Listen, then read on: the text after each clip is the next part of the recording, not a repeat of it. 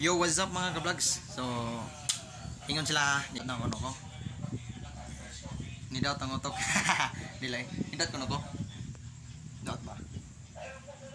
Daot ba? Daot ba? Murag daot ko no, gamay. Pero ang buhaton na nanday mga ka-vlogs no para mo daot ka is mag-diet pero dili diet nga as in diet nga dili mo kaon. Kaon ka. So, ang diet, kaon, gamay. Daghan nagkaon sudan, gamay ang kana, nga kanon. Mo na say diet. And then, ay na i-diet nga nang dili mo kaon, kay di na siya diet. Kuan imong gi-practice ang mo ang lawas, nga di mo kaon kay nag-practice kag pagkamatay. Joke lang. Bitaw ay nabuhat ano, nga di ka mo kaon nga mag-diet. So, kinahanglan mo kaon ka.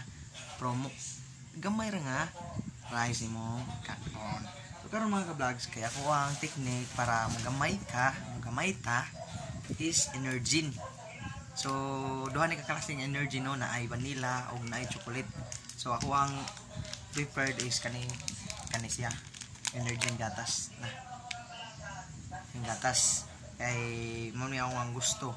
The goodness of the oats of general yan, yung mga eggs na mga vitamins pangpalit sa immune system, no need sugar kay tiblada na sa daan.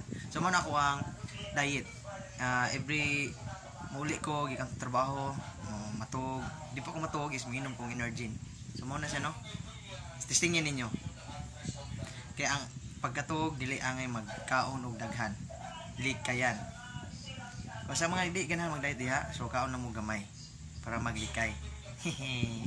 Ano no?